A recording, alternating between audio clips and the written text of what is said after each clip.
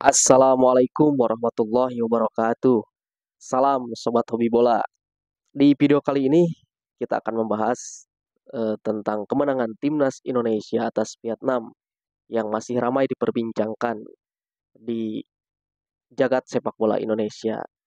Dalam lanjutan kualifikasi Piala Dunia 2026 zona Asia, Indonesia berhasil meraih 3 poin pertamanya setelah mengalahkan Vietnam dengan skor tipis 1-0.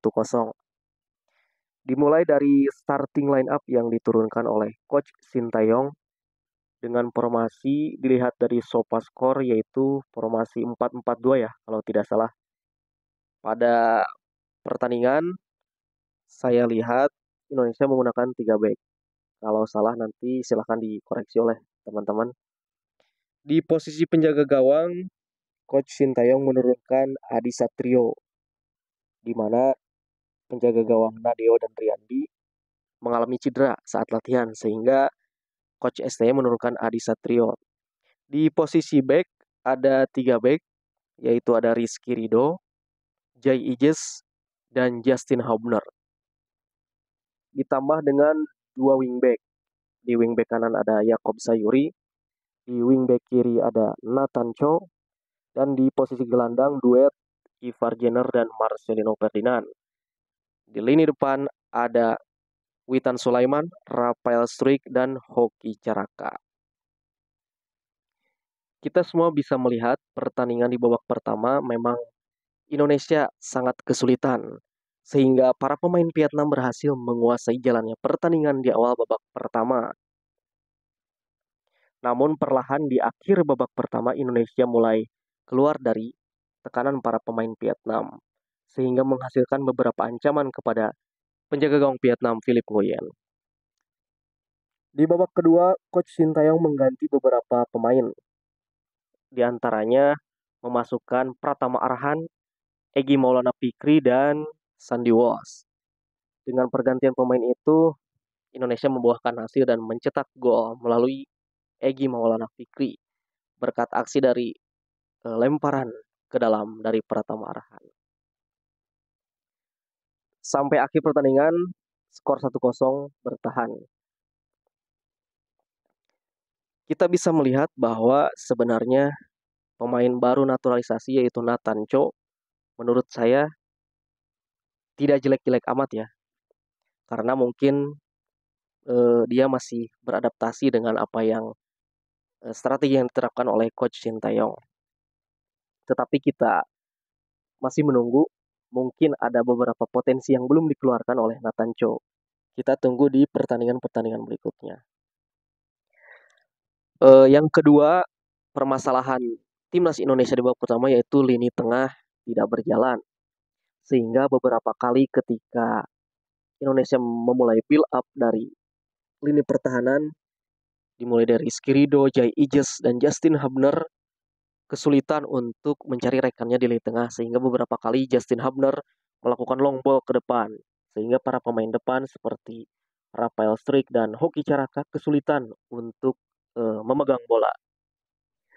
Namun di babak kedua permainan timnas Indonesia berubah setelah masuknya Pratama Arhan, Sandy Walsh, dan Egy Maulana Fikri sehingga para pemain timnas bisa menguasai pertandingan dan melakukan kombinasi passing ke depan. Lini tengah sudah mulai berjalan.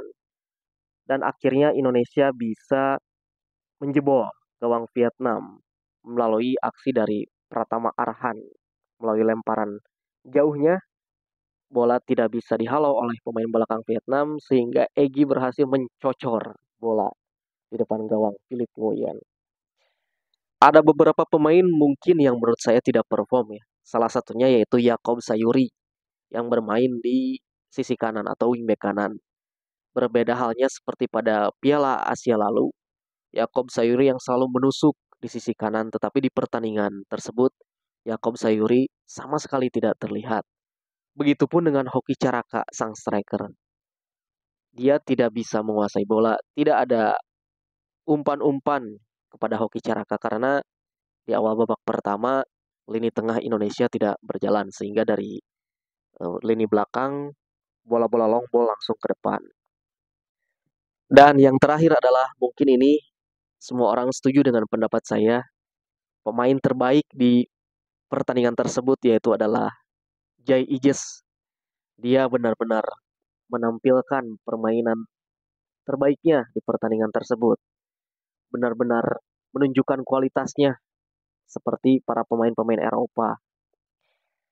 Dia bermain sangat tenang, sangat dingin.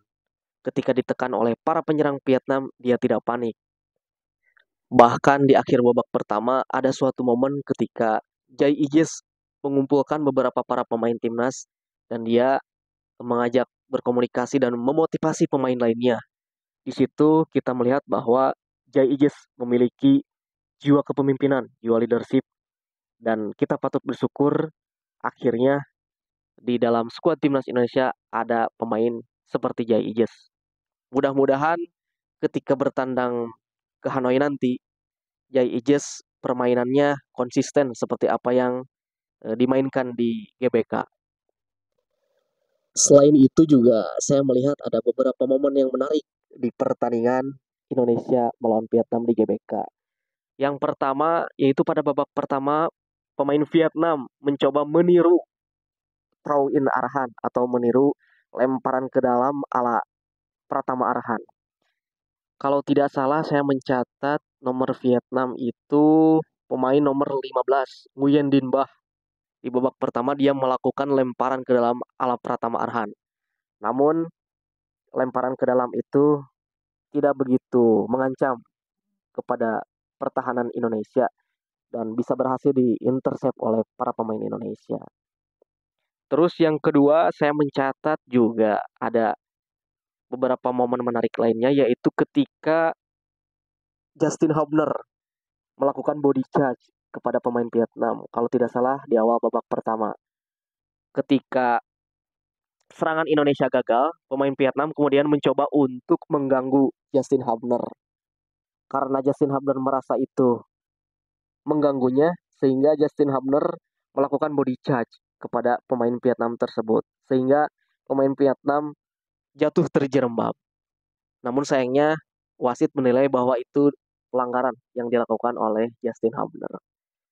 Berbeda dengan Jai Ijes bahwa Justin Hubner ini kalau menurut saya perannya di timnas Indonesia yaitu tukang gebuk ya, bermain dengan duel-duel fisik melawan Vietnam. Berbeda halnya seperti Jai Ijes yang sangat dingin dan tenang.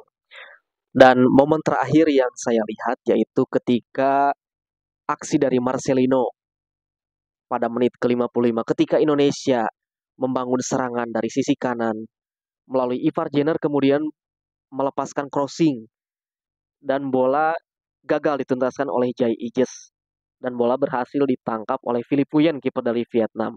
Ketika Philip Nguyen akan memberikan bola kepada para pemain Vietnam ke lini depan, Marcelino menghalangi pergerakan dari Philip Nguyen dan menabrakkan dirinya kepada Philip Nguyen sehingga wasit menganggap itu adalah pelanggaran.